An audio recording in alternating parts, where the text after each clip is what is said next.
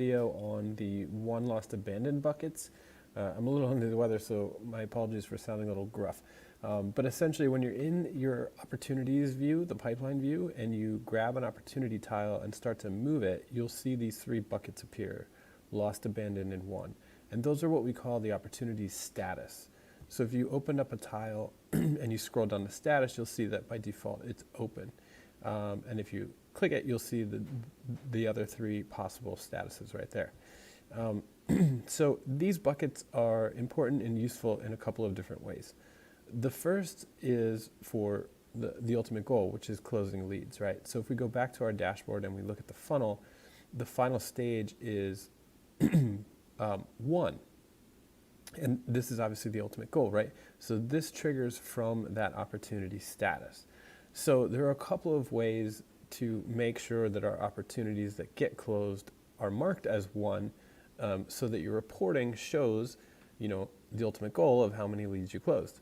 And so one of the ways is to train your clients to drag opportunities down into won as they win them. Or the other is to build a trigger that says, hey, when the status changes from booking confirmed, when the stage of the pipeline changes from booking confirmed to services sold, or whatever your final column is, mark that opportunity as won. And so this leads me to the second sort of usefulness of these, which is to keep your pipeline visually clean. So when you change the status, it's going to feel like it removes that opportunity from the pipeline. But really that's just because by default, the view of your pipeline here is open. So for example, let's say Beyonce requested a booking, but then nobody ever heard from her again. They contacted her 10 times, she stopped responding. So let's say we drag that down to abandoned.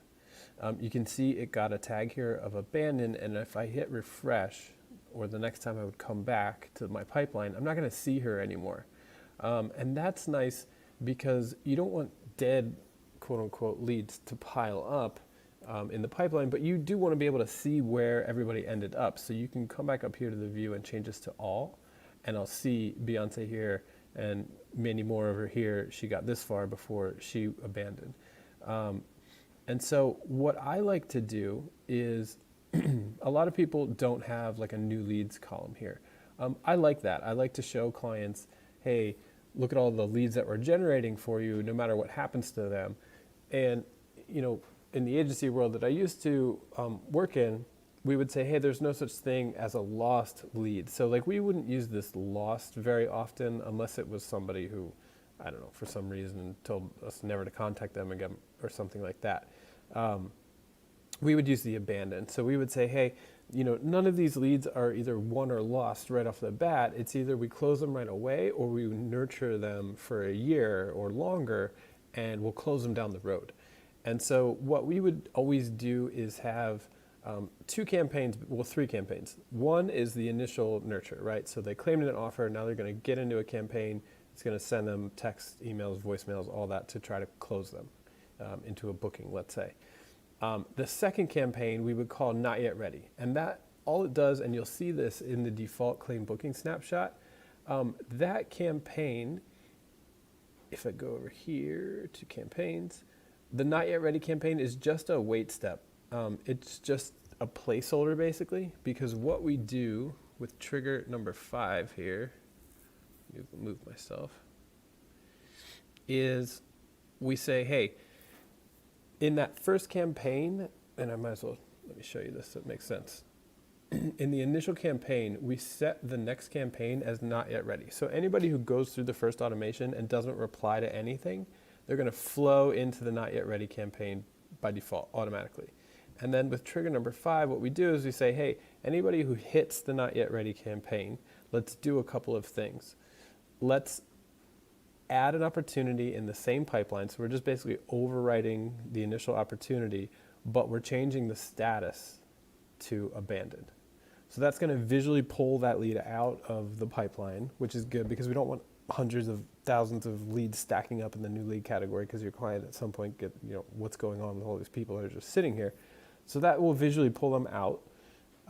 You can tag them here, And then what I would recommend is to have a long-term nurture campaign that maybe sends an email every month or every 2 weeks or something like that. And I would add that action here. So I would say, add to campaign, and I would select long-term nurture or whatever I want to call it. So every time somebody flows through the initial campaign, doesn't reply to anything, we have not yet ready set. That's just a wait step because we use that wait step to trigger here. And we're saying, hey, if anybody hits that not yet ready campaign, we want to tag them as abandoned, remove them from the pipeline visually, right? We can always change the view if we want to see them. And then feed them into the long-term nurture campaign. So that's how I like to use those 3 buckets.